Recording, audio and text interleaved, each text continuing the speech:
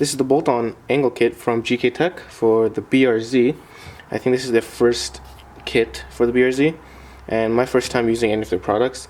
They've been doing Nissans for a while, so I thought they should be pretty decent. This actually came out months ago and it's been just sitting with me for a while. I just didn't get a chance to put it on. A few people have already tried it and I think like 2 or 3 people had issues with this bracket bending, so I'm gonna see how it does, but the rest of it should be good. I'm excited to try it out because this is a bolt-on kit, meaning the knuckles don't have to be modified on the car. So if anything happens, can kind of go back to stock without changing anything permanently on the car. This is the bracket that goes onto the knuckle and it replaces the outer tie rod with this Heim joint, which is adjustable. This is nice because if you had a modified knuckle, you'd actually have to replace your inner tie rod with a longer one, because usually once you move the location of the outer tie rod, the inner tie rod has to be adjusted. But because this is adjustable, you actually don't have to. So this is everything you need to kind of get that angle. You might still have to get some spacers for the wheel, but that kind of depends on what wheel you have. So they obviously don't include that, but everything else, like the hardware, these are boots for the ball joint. The other nice difference is that this thing can actually adjust Ackerman, which I don't understand too much on. I might just leave it whatever they set it as, but that's right here, as you'll see once I take this out. And since this bracket is going on, the stock castle nuts that are on the knuckle can't be used anymore because it won't line up with the cotter pin. So they give these nuts, which are a little shorter, and they don't have a cotter pin on it, but it does have this kind of rough surface that's supposed to grab onto the knuckle, but honestly I wouldn't trust it. So it's a good idea to buy thread locker as well. Finally, they give this boot, which you don't have to use. I don't think a lot of people use them, but I'm going to use them because my car is a daily driver, and this boot will protect the sphere from having dirt and stuff. This little piece here is what controls the Ackerman on this kit, but it basically changes the position of the outer tie rod. So you only have 2 options, but it's basically either facing inward or facing outward, so it's only a 180 difference. And then also you do have some washers here which control the height of the tie rod, so you could either put them both at the bottom, both at the top, or like it is now, which is 1 each.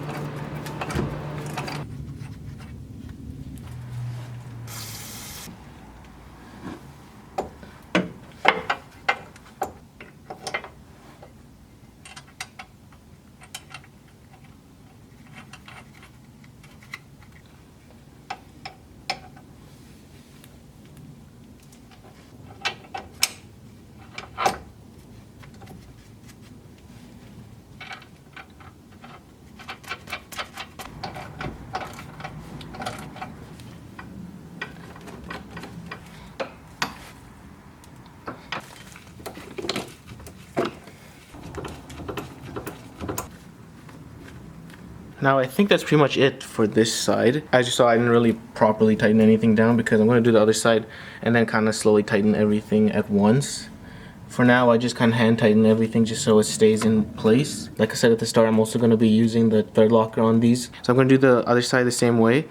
And once that's kind of roughly set up, I'm going to tighten everything down. And you want to try to get it as best as you can before taking to a lineman shop, which I have to do tomorrow.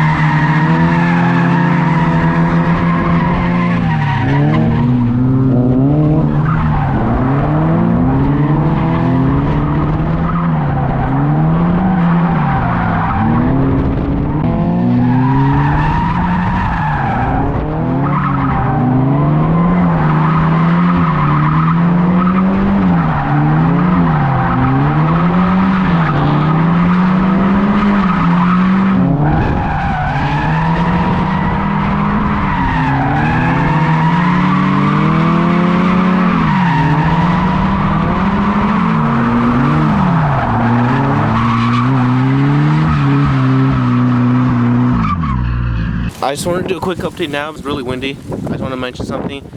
So I'm actually about to take these off. It's been a few weeks with the kit on. I've gone through 2 drift days and about like 2, maybe 3 weeks of daily driving with the kit. And I just wanted to quickly mention, as I'm taking this off, is that I ended up using a 25mm spacer when I was drifting.